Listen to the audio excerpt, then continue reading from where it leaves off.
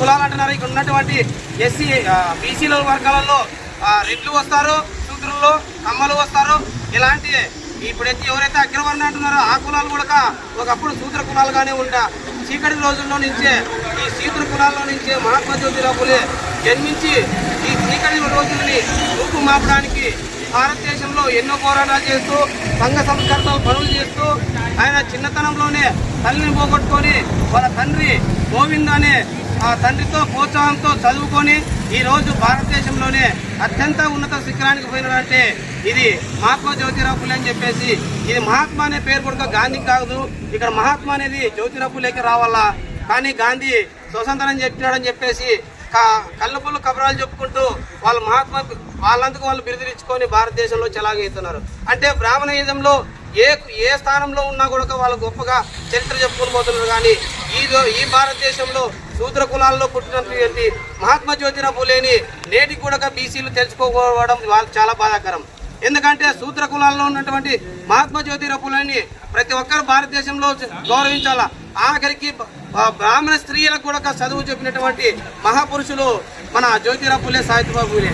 ఇలాంటి మహానుభావుల జయంతులు వర్ధంతులకి ఈరోజు వాళ్ళే ఇవాళ గవర్నమెంట్ వాళ్ళు కూడా ఆయన చరిత్రను కూడా పాఠ్య పుస్తకాల్లో ఎక్కించాలా. ఈ భారతదేశంలోనే తొలి పంతుతులు ఎవరైనా ఉన్నారంటే మహాత్మా జ్యోతిరావు ఫులే, సావిత్రిబాయి ఫులే అని చెప్పేసి కూడా ప్రచారం చేయాలా. ఆ చరిత్రను కూడా ఏదో వల్లభాయ్ సర్వే రాధాకృష్ణ గారికి తర్వాత బ్రాహ్మణుల కోణంలో ఎవరైతే ఉన్నారో వాళ్ళకి అంటగడతారే తప్ప మహాత్మా జ్యోతిరావు ఫులే చేసిన పనులు చాలా ఉన్నాయి. ఈ భారతదేశానికే గులాంగిరి అనే పుస్తకాన్ని కూడా అందించాడు. తర్వాత అంటరాని తనాన్ని రూపుమాపాడు. తర్వాత స్త్రీలకి హక్కులు కల్పించాడు, స్త్రీలకి చదువులు నేర్పించాడు.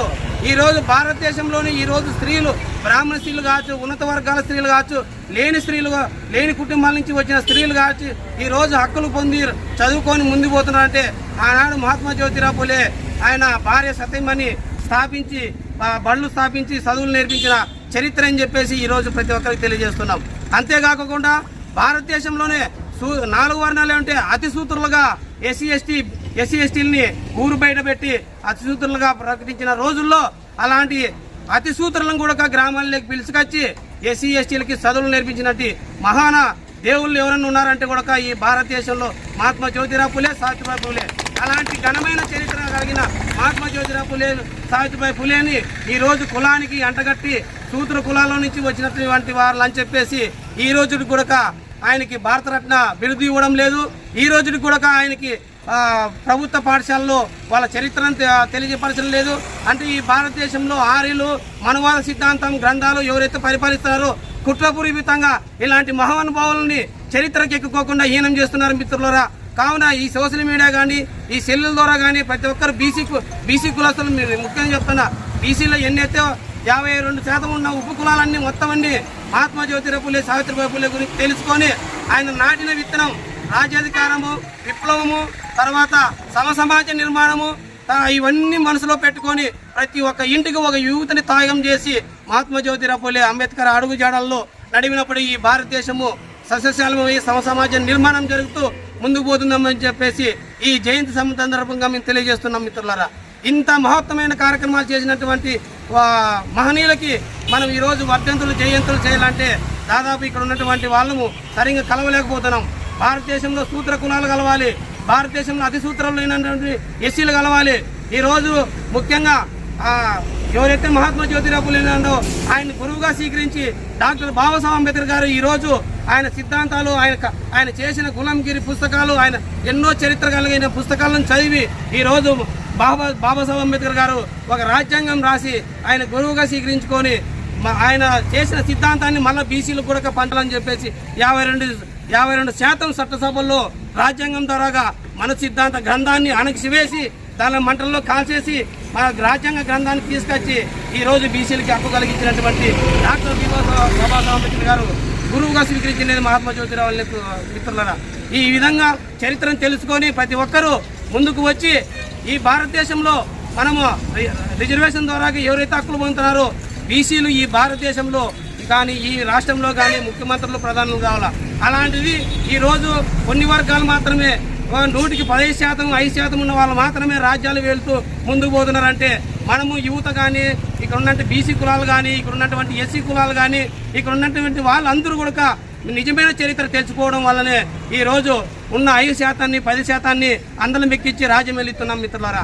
ఈ వాటా మంది ఈ సంపద మంది మహాత్మా జ్యోతిరావు ఫులే వాళ్ళ దంపతులు, అంబేద్కర్ ఈ భారతదేశంలో ఎస్సీ ఎస్టీ బీసీలు, అణగారిన వర్గాలు, శూద్రులు ప్రతి ఒక్కరూ ఈ దేశంలో వాటా పొందాలని చెప్పారు. ఈ దేశ సంపద జాతీయం చేయాలని చెప్పారు. ఈ దేశంలో ఉన్న భూమిని అంతా జాతీయం చేయాలని చెప్పి వాళ్ళ సంకల్పం కోరుకున్నారు. ఆ సంకల్పానికి మనం ప్రతి ఒక్కరూ అడుగులు వేయాలా. ఆయన కోరుకున్న రాజ్యాన్ని ఎస్సీ ఎస్టీ బీసీలకి సూత్రులకు సాధించి ఇవ్వాలని చెప్పేసి ఈ సభాముఖంగా తెలియజేస్తూ భారతీయ భీమసేన కమిటీ తరఫున వ్యవస్థాపన జై భీమ్ రామాంజనేయులు, తర్వాత అంబేద్కరిస్టు పార్టీ అయినటువంటి మన జాతీయ అధ్యక్షులు సోమన్న గారు, తర్వాత బీసీ నాయకులు ఓబ్లేష్ గారు, రాష్ట్ర బీబీఎస్ రాష్ట్ర అధ్యక్షులు మన సాగే ఓబ్లేష్ గారు, ప్రతి ఒక్కరు సంకల్పం కట్టుకుంటారు. ఎంఆర్పిఎస్ లీడర్ వచ్చినారు, ప్రతి ఒక్కరు కుల సంఘాలు వచ్చినారు. ఈ కుల సంఘాలు, ఈ బీసీ సంఘాలు, ఏవైతే సామాజిక ఉద్యమాలు సంఘాలు ఉన్నాయో ఇవన్నీ గ్రామ స్థాయిలో మనం అంబేద్కర్, జ్యోతిరావు ఫులే, సావిత్రిబాయి ఫులే, తర్వాత సాహు మహారాజు, నారాయణ గురువు ఇలాంటి మహానుభావులు, పెరియారు ఇలాంటి మహానుభావులు ఎందరో చరిత్రలు గ్రామాలు తీసుకోవాలా. అంతిమంగా మాన్యశ్రీ కాంశీరామ్ గారి అడుగుజాడల్లో వెళ్ళి అన్ని కులాలకి మా కులం ఎంత, మా వాటా ఎంత అని చెప్పేసి సిద్ధాంతాన్ని తీసుకొని చట్టసభల్లోనూ రాజ్యసభల్లోకి వెళ్ళి రాజ్యాధికారం సాధించుకోవాలని చెప్పేసి ఈ జయంతి సందర్భంగా మేము ఆ మహనీయునికి ఘనంగా నివాళులర్పించి పావని మహల్లో నివాళులర్పిస్తూ ప్రతిజ్ఞ చేస్తున్నామని చెప్పేసి తెలియజేస్తూ జై భీమ్, జై భారత్.